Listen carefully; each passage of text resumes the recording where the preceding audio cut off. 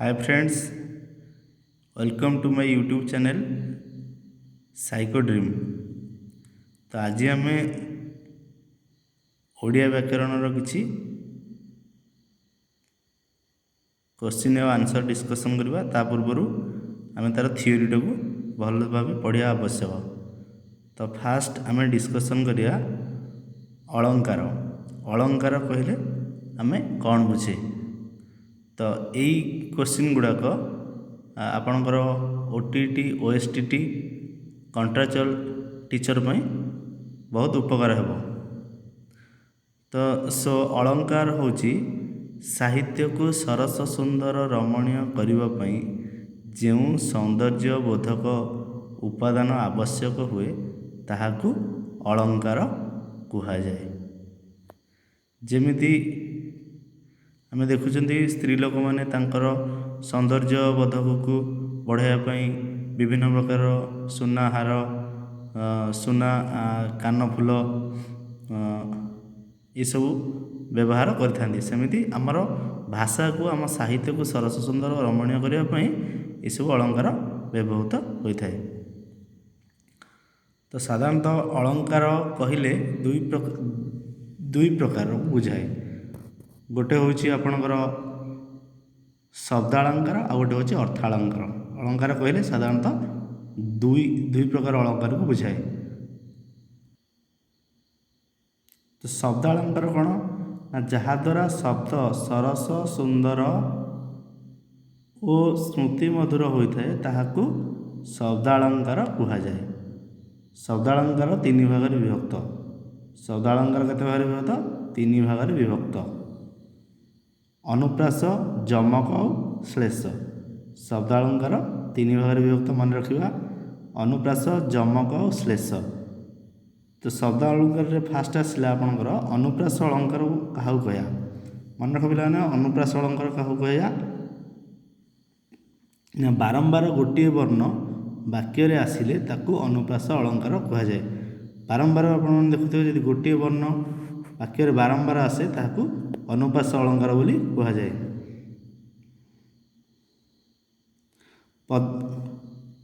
आ गोटे कथा मन रख पद मध्य एक बा एकाधिक व्यंजन वर्णर बारंबार उत्पत्ति हेले ताहाकू अनुप्रास अलंकार आम कही था। गोटे एग्जांपल देख उत्कल कमला विलास दीर्घिका मराल मालिनी नीलांबू चिलिका। तो पिला माने उत्कल कमला विलास दीर्घिका मराल मालिनी नीलांबू चिलिका। एठी देख पद मानकर बारंबार कौन आवृत्ति होती ब क ल म सब बारंबार आवृत्ति होती। उत्कल कमला विलास दीर्घिका बारंबार बारंबार व्यंजन वर्णन आवृत्ति होती। तो तेणुक यहाँ अनुप्रास अलंकार हम। तो नेक्स्ट टाइम देखा जमक अलंकार क्या कह। तो ये दुईटी शब्द एकाठी आसी था। जमक अलंकार कहले भिन्न भिन्नार्थबोधक एक प्रकार शब्दर बारंबार आवृत्ति को जमक अलंकार बोली कह जाए। उदाहरण देखंतु बरजी बरसे देई मानस बरजी बरसे अमेध्य ग्रास। तो ये कौन ना भिन्नता बोधक एक प्रकार शब्दर बारंबार आवृत्ति होती। बरजी बरसे एटी भी बरजी बरसे। तो यहाँ को आम जमक अलंकार बोली कहया। आउ कौन ना देखरे नलिनी नलिनी रे पूरित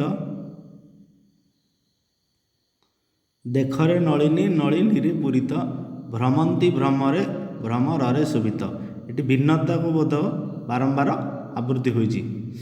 तेणु ताको जमक अलंकार बोली कह जाए। साधारण कथा तुम मन रख जदि भिन्नता को बोधक एक प्रकार शब्दर बारंबार आवृत्ति होती। ये बरजी बरसे ये बरजी बरसे। ये देख नेक्स्ट देखरे नलिनी नलिनी रे पूरित भ्रमंती भ्रमरे बारंबार आवृत्ति है।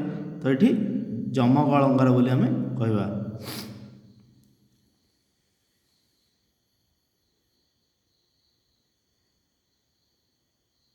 ତେଣୁ ହେଉଛି ଶ୍ଲେଷ ଅଳଙ୍କାର। ଶ୍ଲେଷ ଅଳଙ୍କାର କ'ଣ ନା ଯେଉଁଠାରେ ଗୋଟିଏ ଶବ୍ଦ ଦୁଇ ବା ତହିଁରୁ ଅଧିକ ଭିନ୍ନ ଅର୍ଥ ପ୍ରକାଶ କରିଥାଏ ତାହାକୁ ଆମେ ଶ୍ଲେଷ ଅଳଙ୍କାର କହିଥାଉ।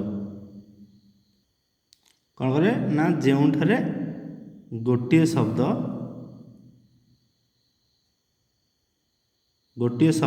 ଦୁଇ ବା ତହିଁରୁ ଅଧିକ ଭିନ୍ନ ଅର୍ଥ ପ୍ରକାଶ କରିଥାଏ ତାହାକୁ ଆମେ ଶ୍ଲେଷ ଅଳଙ୍କାର କହିଥାଉ। ଏକ୍ଜାମ୍ପଲ୍ ଦେଖ, ବାବୁ ନାକ ସିରି ଦାନ ଯୋଗ୍ୟ ଜୋଷାକୁ ବିହର କାନନ କର ଆଲିଙ୍ଗନକୁ।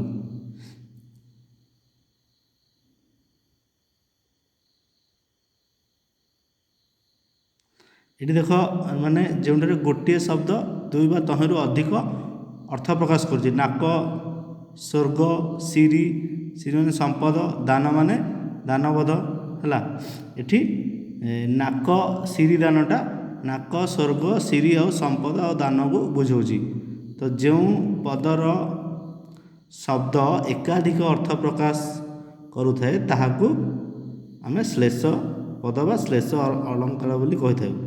ଦେଖ ଶ୍ଲେଷ ପଦ କ'ଣ ନା ଶ୍ଲେଷ ପଦ ହେଉଛି ତୁମର ଯେଉଁ ପଦର ଶବ୍ଦ ଏକାଧିକ ଅର୍ଥ ପ୍ରକାଶ କରିଥାଏ ତାହାକୁ ଶ୍ଲେଷ ପଦ ବୋଲି କହିବା। ଶ୍ଲେଷ ଅଳଙ୍କାର ଆପଣଙ୍କର ହେଉଛି ଥ୍ରୀ ଟାଇପ୍ସ, ତିନି ପ୍ରକାରର। ତ ଏଇଟା ଖାଲି ମନେ ରଖିବା କେବଳ ଅଭଙ୍ଗ ଶ୍ଲେଷ, ସଭଙ୍ଗ ଶ୍ଲେଷ ଆଉ ଭଙ୍ଗାଭଙ୍ଗ ଶ୍ଲେଷ। ଅଭଙ୍ଗ ଶେଷ, ସଭଙ୍ଗ ଶ୍ଲେଷ, ଭଙ୍ଗାଭଙ୍ଗ ଶ୍ଲେଷ।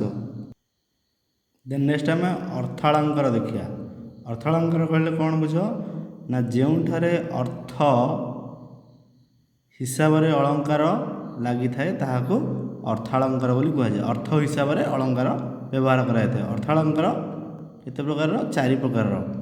ଉପମା, ଉତ୍ପ୍ରେକ୍ଷା, ରୂପକ, ବ୍ୟତିରେକ। କ'ଣ କ'ଣ ମନେ ରଖିବା? ଉପମା, ଉତ୍ପ୍ରେକ୍ଷା, ରୂପକ ଆଉ ବ୍ୟତିରେକ, ଏ ଚାରି ପ୍ରକାର ହେଲା ଅର୍ଥ ଅଳଙ୍କାର। ଅର୍ଥ ଅଳଙ୍କାର ବୋଲି କାହାକୁ କହିବା? ଯେଉଁଠାରେ ଅର୍ଥ ହିସାବରେ ଅଳଙ୍କାର ଲାଗିଥାଏ ତାହାକୁ ଅର୍ଥାଳଙ୍କାର ବୋଲି କୁହାଯାଏ। ତ ବର୍ତ୍ତମାନ ଆମେ ଦେଖିବା ଉପମା ଅଳଙ୍କାର କ'ଣ ନା ଯେଉଁ ଅଳଙ୍କାରରେ ତୁଳନା କରାଯାଇଥାଏ ତାହାକୁ ଉପମା ଅଳଙ୍କାର କୁହାଯାଏ। ଉପମା ଅଳଙ୍କାର ଗୋଟେ ମନେ ରଖିବ, ଗୋଟେ ସର୍ଟ ଫର୍ମ ଅଛି। ସପୋଜ ପରି, ତୁଲ୍ୟ, ଏଟା ସବୁ ଆସିଲେ, ଏ ବାକ୍ୟ ଆସିଲେ ସବୁ, ଏ ଶବ୍ଦ ଗୁଡ଼ାକ ଆସିଲେ ସବୁ ତୁଳନା, ଏ ପଦ ଏ ଶବ୍ଦ ଗୁଡ଼ାକ ଆସିଲେ ସବୁ ତୁଳନା ବୋଲି ଆମେ ଭାବିବା। ପରି, ତୁଲ୍ୟ, ସାଦୃଶ୍ୟ, ଜେହ୍ନେ, ଯେସନ, ସରି, ଯଥା, ଏଗୁଡ଼ାକ ଆମେ ଆସିଲେ ଡାଇରେକ୍ଟ ଆମେ ଆଖି ବୁଝିକି କ'ଣ କହିବା ନା ଏଇଟା ହେଉଛି ଉପମା ଅଳଙ୍କାର। ଯାହାକୁ ତୁଳନା କରାଯାଏ ତାହାକୁ ଉପମେୟ କହନ୍ତି। ଯାହାକୁ ତୁଳନା କରାଯାଏ ତାହାକୁ କ'ଣ କହନ୍ତି? ଉପମେୟ କହନ୍ତି। ମୁଖ ଚନ୍ଦ୍ର ପରି ସୁନ୍ଦର, ଏଠି ମୁଖ ହେଲା ଉପମେୟ। ମୁଖ ଚନ୍ଦ୍ର, ମୁଖକୁ କାହା ସହିତ ତୁଳନା କରାଗଲା? ଚନ୍ଦ୍ର ସହିତ ତୁଳନା କରାଗଲା। ତ ଯାହା ସହିତ ତୁଳନା କରାଯାଏ ତାକୁ ଉପମାନ କୁହାଯାଏ। ଯାହାକୁ ତୁଳନା କରାଯାଏ ତାକୁ ଉପମେୟ କହନ୍ତି। ଯାହା ସହିତ ତୁଳନା କରାଯାଏ ତାକୁ ଉପମାନ କୁହାଯାଏ। ଚନ୍ଦ୍ର ହେଉଛି ଏଠି ଉପମାନ, ମୁଖ ହେଉଛି ଏଠି ଉପମେୟ।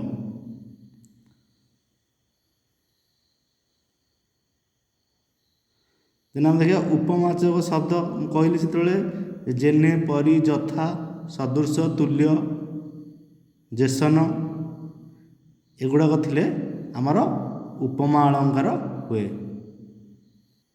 ଗୋଟେ ଏକ୍ଜାମ୍ପଲ୍ ଦେଖିବା। ଖଣ୍ଡ ଖଣ୍ଡ ଧଳା ମେଘ ସୁନୀଳ ଅମ୍ବରେ ଭାସଇ ବୋଇତ ଯଥା ନୀଳ ସମୁଦ୍ରରେ। ଖଣ୍ଡ ଖଣ୍ଡ ଧଳା ମେଘ ସୁନୀଳ ଅମ୍ବରେ ଭାସଇ ବୋଇତ ଯଥା ନୀଳ ସମୁଦ୍ରରେ। ତ ଏଠି ଉପମାନ ଶବ୍ଦ ହେଲା ଯଥା। ତେଣୁକରି ଯଥା ଲାଗିଲା ତ ଆଖି ବୁଝିକି ଡାଇରେକ୍ଟ ଆମେ କ'ଣ କହିବା? ଏଇଟା ହେଉଛି ରୂପକ ଅଳଙ୍କାର, ଏଇଟା ହେଉଛି ଆପଣଙ୍କର ଉପମା ଅଳଙ୍କାର। ତ ଯଥା, ଜେହ୍ନେ, ଯେସନ ଏଗୁଡ଼ାକ ଲାଗିଲେ ଆମେ କ'ଣ କହିବା? ଏଇଟା ହେଉଛି ଉପମା ଅଳଙ୍କାର। ତାପରେ ନେକ୍ସଟ ଆପଣଙ୍କର ହେଉଛି ରୂପକ ଅଳଙ୍କାର। ରୂପକ ଅଳଙ୍କାର କ'ଣ କହିବା ନା ଉପମାନ ଓ ଉପମେୟ ମଧ୍ୟରେ ଅଭେଦ କଳ୍ପିତ ହେଲେ ଉପମାନ ଆଉ ଉପମେୟ ମଧ୍ୟରେ ଅଭେଦ କଳ୍ପିତ ହେଲେ ରୂପକ ଅଳଙ୍କାର ହୋଇଥାଏ। ଡାଇରେକ୍ଟ ଗୋଟେ ମନେ ରଖିବେ, ଶବ୍ଦ ଶବ୍ଦ ମଧ୍ୟରେ ଯଦି ମାଇନସ୍ ଚିହ୍ନ ରହିଲା ତାହେଲେ ସେଠି ଆମର ରୂପକ ଅଳଙ୍କାର ବି ହୋଇଥାଏ। ଦେଖ ଗୋଟେ ଏକ୍ଜାମ୍ପଲ ଦେଖ, ଦରିଦ୍ରତା ପଙ୍କପୂର୍ଣ୍ଣ ମୋ ଜୀବନ ସର, ଜଞ୍ଜାଳ ଜଳଦ ଜଳେ ଆବିଳ ଗୁଞ୍ଜର। ତ ଏଠି ରୂପକ ଅଳଙ୍କାର ହୋଇଥାଏ। ଉପମାନ ଓ ଉପମେୟ କ'ଣ ନା ଯାହାକୁ ତୁଳନା କରାଯାଇଥାଏ, ଉପମେୟ ଯାହା ସହିତ ତୁଳନା କରାଯାଇଥାଏ ସେ ହେଲା ଉପମାନ। ଏଠି ଉପମାନ ଉପମେୟ ମଧ୍ୟରେ ଅଭେଦ କଳ୍ପିତ, ମାନେ ଅଭେଦ ମାନେ ଅଭେଦ କଳ୍ପିତ ହେଲେ ତାକୁ ରୂପକ ଅଳଙ୍କାର ବୋଲି କୁହାଯାଏ।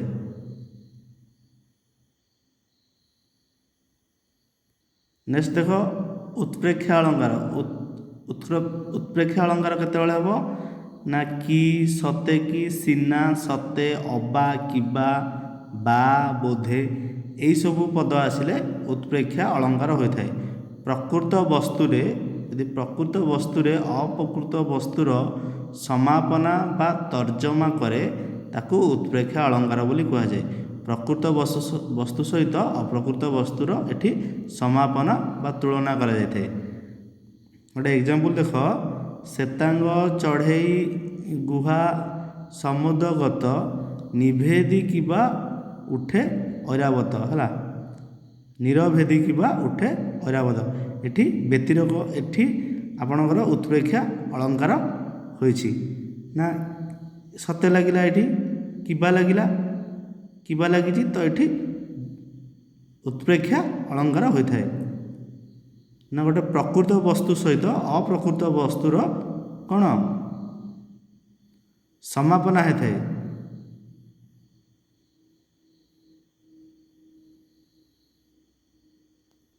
ତାପରେ ହେଉଛି ଆମର ବ୍ୟତିରେକ ଅଳଙ୍କାର। ବ୍ୟତିରେକ ଅଳଙ୍କାର ପିଲାମାନେ କ'ଣ ରହେ ନା ଯେଉଁଠାରେ ଉପମାନ ଠାରୁ ଉପମେୟର ଆଧିକ୍ୟ କଥିତ ହୋଇଥାଏ ସେଠାରେ ବ୍ୟତିରେକ ଅଳଙ୍କାର ହୁଏ। ଉପମାନ ଠାରୁ ଉପମେୟର ଅଧିକ ହୋଇଥାଏ, ମାନେ ଉପମେୟ ଯାହାକୁ ତୁଳନା କରାଯାଏ, ଉପମାନ ହେଲା ଯାହା ସହିତ ତୁଳନା କରାଯାଏ। ତ ଏଠି ଉପମେୟ ଠାରୁ ଉପମାନ ଠାରୁ ଉପମେୟର ଆଧିକ୍ୟ କଥିତ ହୋଇଥାଏ। ଯେମିତି ନୀଳିମାରେ ବାମା, ଚାରୁ କେଶ ପାଶ, ତୋନୀଳ ବିଚିକା କଲା ଉପହାସ। ତ ଏଠି ଉପମାନ ଠାରୁ ଉପମେୟର ଆଧିକ୍ୟ ବିସ୍ତାର ହୋଇଥାଏ, ତେଣୁ ଏଠି ବ୍ୟତିରେକ ଅଳଙ୍କାର ହୋଇଥାଏ। ସୋ ପିଲାମାନେ ଆଜିର ଏ ଭିଡ଼ିଓଟା କେମିତି ଲାଗିଲା ନିହାତି ଭାବରେ କମେଣ୍ଟ ବକ୍ସରେ କମେଣ୍ଟ ଦେବେ। ନେକ୍ସଟ କ୍ଲାସ୍ରେ ଆମେ ଡିସ୍କସନ୍ କରିବା, ଏର କ୍ୱେଶ୍ଚିନ୍ ଆନ୍ସର ଡିସ୍କସନ୍ କରିବା, ଯାହାଫଳରେ ଆପଣମାନଙ୍କୁ ବହୁତ ହେଲ୍ପଫୁଲ୍ ହୋଇପାରିବ। ତ show let's end this class. Goodbye.